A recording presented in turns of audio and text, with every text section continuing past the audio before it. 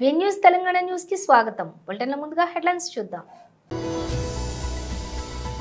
5 సంవత్సరాలలో 40 లక్షల ఉద్యోగాలు సృష్టించిన వైఎస్ జగన్, రికార్డు స్థాయిలో విజయం.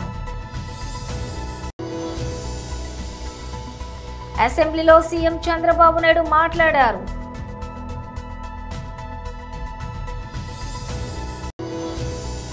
మాజీ ఎంపీ డాక్టర్ బూరా నరసయ్య గౌడ్ మీడియాతో మాట్లాడారు.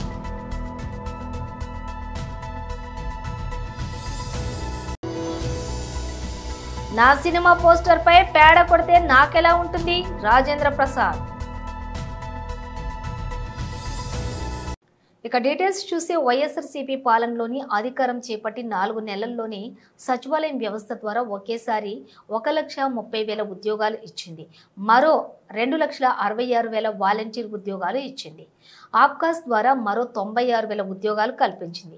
వైఎస్ఆర్సీపీ 5 ఏళ్ల పాలనలో ప్రభుత్వ పారిశ్రామిక ఎంఎస్ఎంఈల ద్వారా 40 లక్షల ఉద్యోగాలను కల్పించాం. ఒకసారి గమనించినట్లయితే వైఎస్ఆర్సీపీ పాలనలో మా పాలనలో ఎన్ని ఉద్యోగాలు ఇచ్చారు, ఎన్ని ఉద్యోగాలు వచ్చాయి అనేది ఒకసారి గమనించినట్లయితే కేవలం 4 నెలల కాలంలో వైఎస్ఆర్సీపీ ప్రభుత్వం 2019 జూన్లో ప్రమాణ స్వీకారం చేసాం.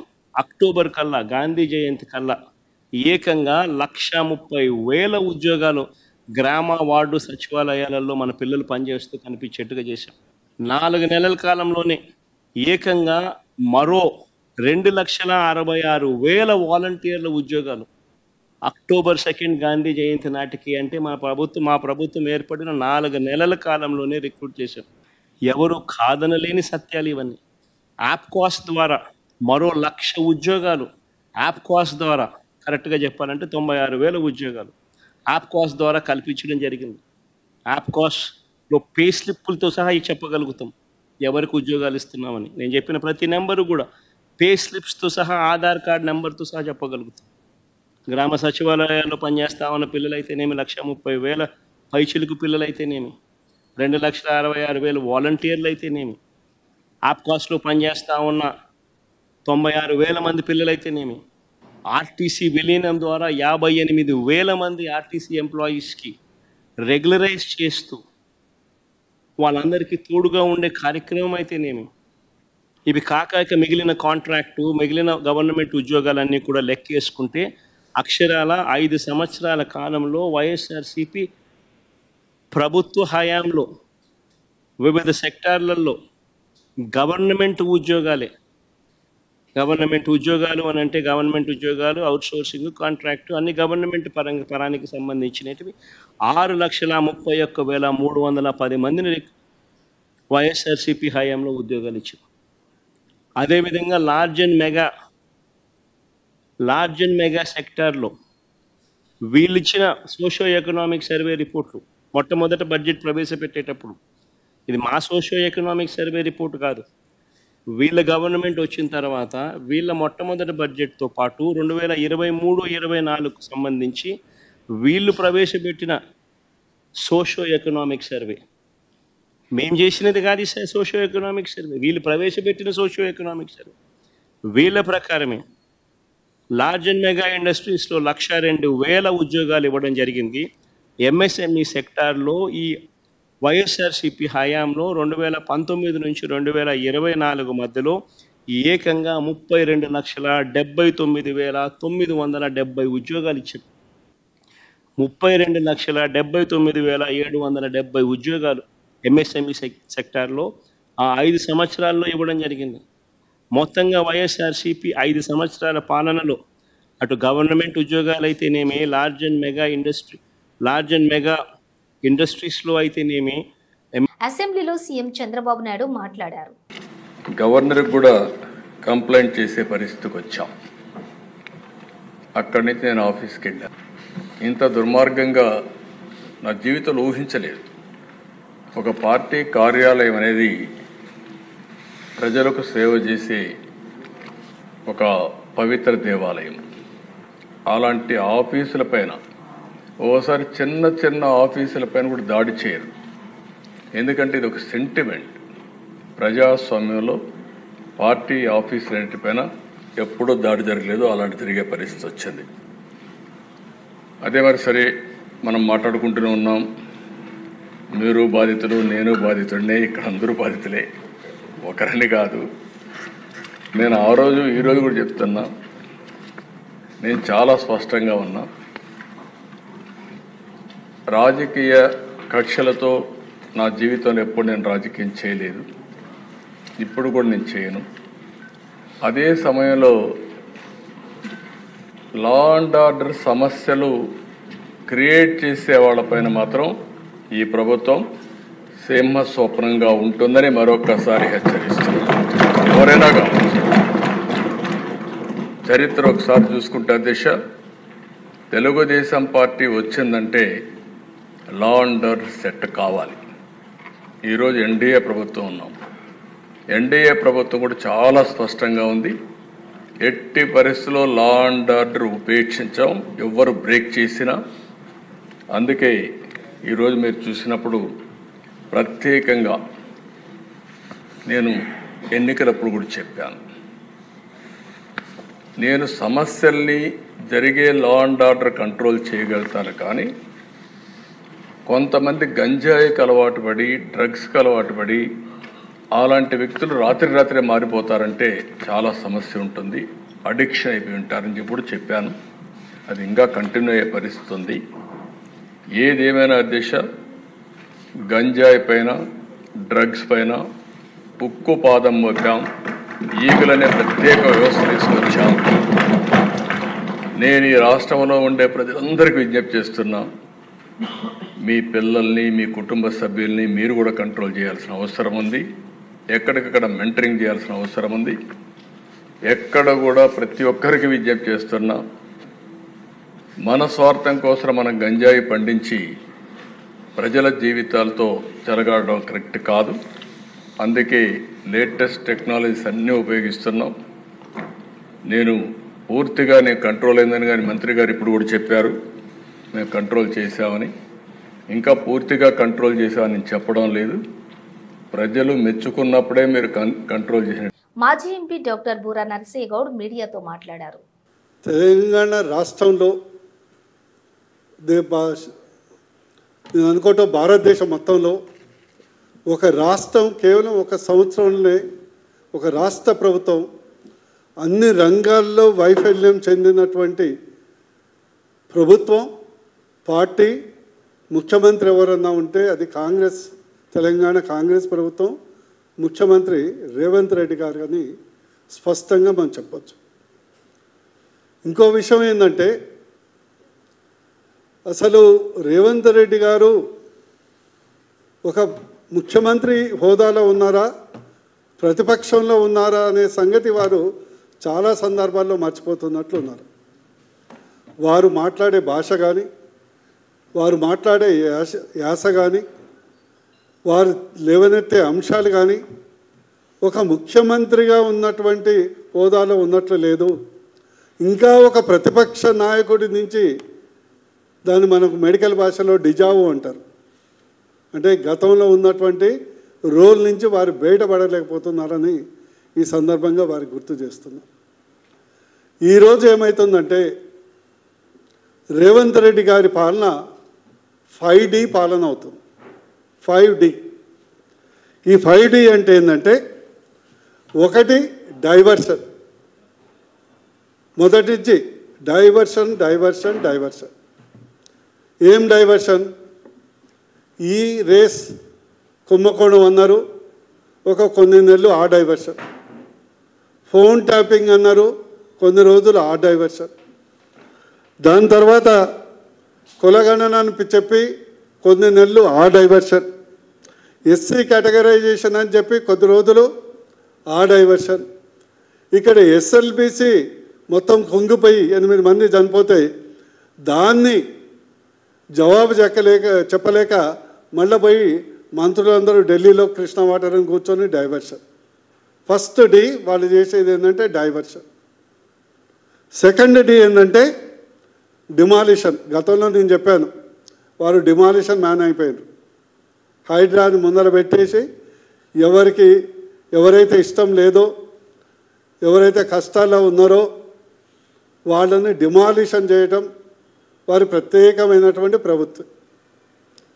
కానీ అదే ఓల్డ్ సిటీలో సాక్షాత్తు చెరువులో కట్టినటువంటి ఎంఐఎం ఎమ్మెల్యే కాలేజీ మాత్రం టచ్ చేయడానికి మాత్రం ధైర్యం సరిపోదు. కానీ పేద ప్రజలు, మధ్యతరగతి వారు. రాజేంద్ర ప్రసాద్ ఒకానొక సమయంలో తెలుగు సినిమా హాస్యాన్ని పరుగులు పెట్టించిన కథానాయకుడు. రాజేంద్ర ప్రసాద్కు ముందు తెలుగు సినిమాల్లో హాస్యం ఉంది, ఆ తర్వాత కూడా ఉంది. కాకపోతే కథలో అది ఒక భాగంగా మాత్రమే ఉండేది. అలా కాకుండా కథానాయకుడి చుట్టూ తిరిగే హాస్యంతో తనదైన మార్కు చూపించడంలో రాజేంద్ర ప్రసాద్ సక్సెస్ అయ్యారు. ఆయన తరువాత ఆ స్థాయిలో ప్రభావితం చేసిన వారు లేరనే చెప్పాలి. అలాంటి రాజేంద్ర ప్రసాద్ తాజాగా ఒక యూట్యూబ్ ఛానల్ వారికి ఇచ్చిన ఇంటర్వ్యూలో మాట్లాడుతూ ఒక విషయాన్ని గుర్తించి ఒక విషయం గురించి ప్రస్తావించారు. ఒకరోజు నేను ఎన్టీ రామారావు దగ్గరికి వెళ్ళాను. నేను డల్గా ఉండటం చూసి ఆయన కారణం అడిగారు. నా సినిమా పోస్టర్పై పేడ కొట్టారు అని చెప్పాను. ఆ మాట వినగానే ఆయన పెద్దగా నవ్వారు. ఎవరో పని కట్టుకుని వచ్చి నీ పోస్టర్పై పేడ కొట్టారు అంటే నువ్వు ఎదుగుతున్నావని అర్థం. దానికి నువ్వు సంతోషపడాలి కానీ బాధపడకూడదు అని అన్నారు. పెద్ద ఆయన ఆ మాట చెప్పిన తర్వాత నా ఆలోచన విధానం మారిపోయింది. అప్పటి నుంచి ఏదైనా పాజిటివ్గా తీసుకోవడం మొదలుపెట్టాను. సెట్లో రాజేంద్ర ప్రసాద్తో కొంచెం కష్టమే అని చెప్పుకుంటూ ఉంటారు.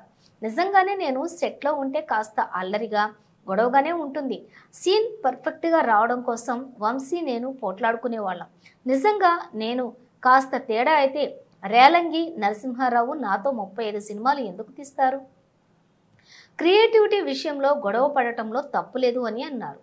భద్రాద్రి కొత్తగూడెం జిల్లా భద్రాచలం నియోజకవర్గం భద్రాచలం పట్టణంలోని ఛత్రపతి శివాజీ మహారాజ్ జ్యేష్ఠ పుత్రుడు శంభాజీ మహారాజ్ వర్ధంతి సందర్భంగా విశ్వ హిందూ పరిషత్ మందిర అర్చక పురోహితు తెలంగాణ రాష్ట్ర సహా ప్రముఖ్ ఓరగంటి సురేష్ కుమార్ మాట్లాడుతూ హిందువులందరూ ఛత్రపతి శివాజీ వలె ధైర్య సాహసాలు కలిగి ఉండి హిందూ దేవతలను ఆరాధిస్తూ హిందువులందరికీ ఆదర్శప్రాయంగా ఉండాలని కొనియాడుతూ శంభాజీ మహారాజ్ చిత్రపటానికి పూలమాలలు వేసి నివాళులు అర్పించారు. భద్రాచలం ప్రఖండ శాఖ ఆధ్వర్యంలో ఈ కార్యక్రమం జరిగింది. ఈ కార్యక్రమంలోని భద్రాచలం ప్రఖండ అధ్యక్షులు తాటిపాముల తిరుపతిరావు, కార్యదర్శి అమర్రాజు, నాగేశ్వరరావు, దొడ్డిపట్ల మణికంఠ, పసుపులేటి రామ్ మరియు అనేక మంది కార్యకర్తలు ఈ కార్యక్రమంలో పాల్గొన్నారు.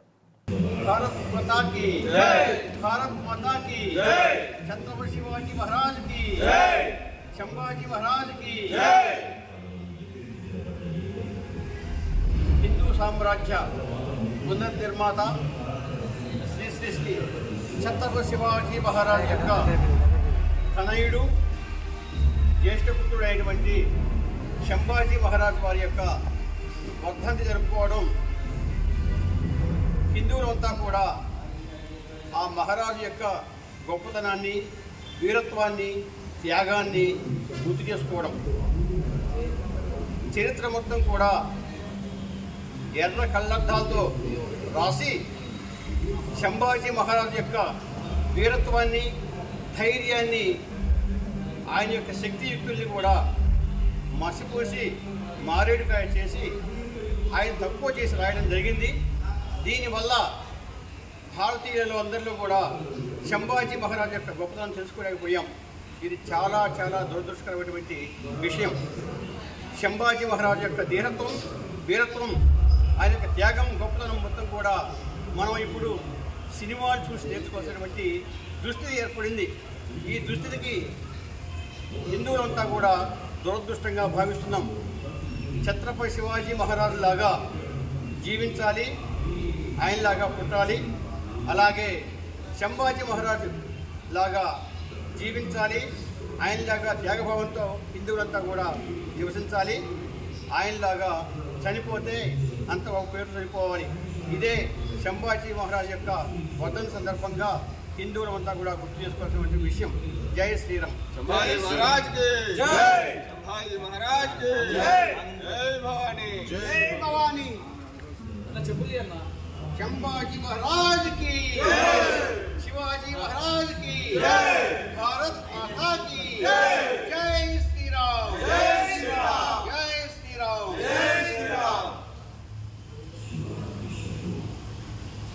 ప్రకాశం జిల్లా పోలీస్ వారి ఆధ్వర్యంలో మార్కాపురం సబ్ డివిజన్ పరిధిలో ఎర్రగొండపాలెం సర్కిల్ పోలీస్ వారిచే జాబ్ మేళా ప్రతిభ ప్రకాశం జిల్లా దామోదర్ ఐపీఎస్ ఆదేశాల మేరకు పీవీఎన్ఆర్ చైర్మన్ పామర్తి గోపిచంద్ సహకారంతో పొలాల చెరువు ఎర్రగొండపాలెం దోర్నాల పెద్దారవీడు మండలాల యువతీ యువకులు నిరుద్యోగులకు ఉద్యోగ అవకాశం 10వ తరగతి నుండి పీజీ మరియు వృత్తి విద్య కోర్సు చదివిన నిరుద్యోగ యువతకు ఉద్యోగ అవకాశం 16/3/2025 ఆదివారం ఎర్రగొండపాలెంలోని Markapuram road government high school పక్కన అంబేద్కర్ ఆడిటోరియం నందు ఉదయం 8 గంటల నుండి పీవీఎన్ఆర్ గ్రూప్స్ ఆధ్వర్యంలోని ఇంటర్వ్యూలు జరుగును. అర్హత కలిగిన యువతి యువకులకు ఉద్యోగ అవకాశాలు కల్పించబడును. ఎర్రగొండపాలెం సర్కిల్ పరిసర ప్రాంత నిరుద్యోగులకు ఈ అవకాశాన్ని తప్పనిసరిగా వినియోగించుకోవాల్సిందిగా కోరుకుంటున్నాము. ఈ ఎర్రగొండపాలెంలో ప్రకాశం జిల్లా ఎస్పీ శ్రీ దామోదర్ ఐపీఎస్ గారి ఆధ్వర్యంలో పీవీఎన్ఆర్ గ్రూప్ సమక్షంలో ఎర్రగొండపాలెంలోని మన అంబేద్కర్ ఆడిటోరియంలో వచ్చే ఆదివారం అనగా 16/3/2025 ఉదయం 8 గంటలకు మాక్ ఇంటర్వ్యూ జరుగుతుంది. దీనికి ఎడ్యుకేషన్ క్వాలిఫికేషన్ వచ్చేసి 10th to పీజీ మరియు వృత్తి విద్యా కోర్సులు చదివిన వారు ఖచ్చితంగా పాల్గొనాలని కోరుకుంటున్నాము. వచ్చేటప్పుడు అందరూ కూడా మీ యొక్క రెజ్యూమ్తో పాటు ఆధార్ కార్డు కూడా తీసుకుని అటెండ్ అవ్వాలి. ఈ అవకాశాన్ని ప్రతి ఒక్కరూ సద్వినియోగం చేసుకోవాలని కోరుకుంటున్నాను. లిమిట్ వచ్చేసరికి 18 నుంచి 30 సంవత్సరాలు వయసు గలవారు ఇందులో పార్టిసిపేట్ చేయొచ్చు. వచ్చేసి మన అంబేద్కర్ ఆడిటోరియం అని మన ఫైర్ స్టేషన్ పక్కన మార్కాపురం రోడ్లో ఉంటుంది. అక్కడ ఉదయం 8 గంటల నుంచి మాక్ ఇంటర్వ్యూ నిర్వహించడం జరుగుతుంది. ఈ ఇంటర్వ్యూలో మీరు జాబ్స్కి ఎలా ప్రిపేర్ అవ్వాలా, హెచ్ఆర్ రౌండ్స్కి ఎలా ప్రిపేర్ అవ్వాలని ట్రైనింగ్ ఇవ్వడం జరుగుతుంది. ఈ అవకాశాన్ని ప్రతి ఒక్కరూ సద్వినియోగం చేసుకోవాలని 4 ఎర్రగొండపాలెం, దోర్నాల, పొలాల చెరువు, పెద్దారవీడు మండల పరిసర ప్రాంత యువత దీన్ని ఖచ్చితంగా సద్వినియోగం చేసుకోవాలని కోరుకుంటున్నాను. అదే రోజు 16/3/2025 30 నుంచి 50 కంపెనీల దాకా వస్తాయి. ఆ రోజు ట్రైనింగ్ ఇచ్చేసి ఫర్దర్ ఇంకో డేట్ చెప్తాం. ఆ రోజున ఫైనల్ ఇంటర్వ్యూ ఉంటుంది. కావున ఈ అవకాశాన్ని ప్రతి ఒక్కరూ వినియోగించుకోవాలని కోరుకుంటున్నాం. Thank you. జనసేన పార్టీ ఆవిర్భావ దినోత్సవం విజయవంతం చేయండి. జనసేన పార్టీ నాయకులు ఎర్రంశెట్టి పోలారావు పిలుపునిచ్చారు. జనసేన పార్టీ కార్యాలయంలో మంగళవారం మధ్యాహ్నం 3 గంటలకు భారీ బైక్ ర్యాలీ ద్వారా ప్రచారం నిర్వహిస్తూ రాజానగరం పార్టీ కార్యాలయం వరకు బైక్ ర్యాలీ కొనసాగుతుందని పోలారావు తెలియజేశారు. మార్చి 14వ తారీఖున ఎమ్మెల్యే బత్తుల బలరామకృష్ణ ఆధ్వర్యంలో జన సునామీ లాగా కుంభమేళా తరహాలో పిఠాపురం బయలుదేరటం జరుగుతుందని అన్నారు. జనసేన పార్టీ నాయకులు కార్యకర్తలు విజయోత్సవ ర్యాలీలో పాల్గొనాలని తెలియజేశారు. అందరికీ నమస్కారం. రాజనగరం నియోజకవర్గ శాసనసభ్యులు మన ఎమ్మెల్యే బొత్తుల బలరామకృష్ణ గారి ఆధ్వర్యంలో రాబోయే 14వ తేదీన పిఠాపురం గ్రామంలో గొప్ప జనసేన పార్టీ ఆవిర్భావ సభ దినోత్సవం జరపబడుతుంది. కాబట్టి ఈ కార్యక్రమానికి రాజనగరం నియోజకవర్గం నుండి జనసేన నాయకులు, కార్యకర్తలు, వీర మహిళలు అందరూ కూడా ఈ కార్యక్రమంలో పాలు పంచుకొని ఈ కార్యక్రమాన్ని జయప్రదం చేస్తారని కోరుకుంటూ, మరి అదేవిధంగా ఈ కార్యక్రమం ఒక పుష్కరాలలాగానో ఒక కుంభమేళాలలాగానో జరుగుతుందని చెప్పి అందరూ భావిస్తున్నారు. మరి ఈ కార్యక్రమానికి మన వంతు మన రాజానగరం నియోజకవర్గాన్ని మన ఎమ్మెల్యే గారు ఆధ్వర్యంలో ఆయన పేరును ఇంకా బాగా ముందుకు తీసుకెళ్తూ ఈ సభను విజయవంతం చేస్తారని చెప్పి కోరుకుంటూ, మరి అదేవిధంగా ఈరోజు సాయంత్రం ఆవిర్భావ సభ ప్రచారంలో భాగంగా కోరుకొండ జనసేన పార్టీ కార్యాలయం నుండి రాజానగరం మండల కార్యాలయం వరకు కూడా గొప్ప బైక్ ర్యాలీ నిర్వహిస్తున్నారు. ఈ కార్యక్రమంలో కూడా అందరూ పాల్గొని ఈ కార్యక్రమాన్ని విజయవంతం చేస్తారని చెప్పి కోరుకుంటూ, జై జనసేన, జై బొత్తుల బలరామకృష్ణ. అధికారంలోకి వచ్చిన వెంటనే అంగన్వాడీలకు న్యాయం చేస్తామని హామీలు ఇచ్చిన కూటమి ప్రభుత్వం ఇప్పుడు వారికి తీరని అన్యాయం చేస్తోందని ఏపీ కాంగ్రెస్ అధ్యక్షురాలు వైఎస్ షర్మిల ఆరోపించారు. రాష్ట్రంలోని అంగన్వాడీలు ఆందోళన బాట పడుతూ ఉండటం పట్ల ఆమె స్పందించారు. మాట తప్పి మోసం చేయటం అంటే ఇదేనని తమ గోడు వినిపించాలనుకున్న అంగన్వాడీలను ఎక్కడికక్కడ నిర్బంధించడం నిరంకుశత్వానికి నిదర్శనమని ఆమె విమర్శించారు.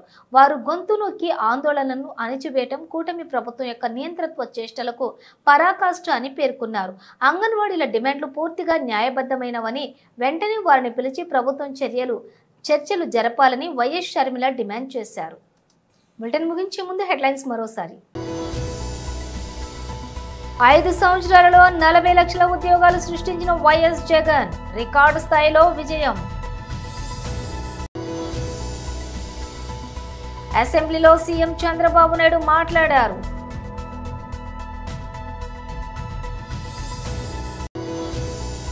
మాజీ ఎంపీ డాక్టర్ బూరా నర్సయ్య గౌడ్ మీడియాతో మాట్లాడారు.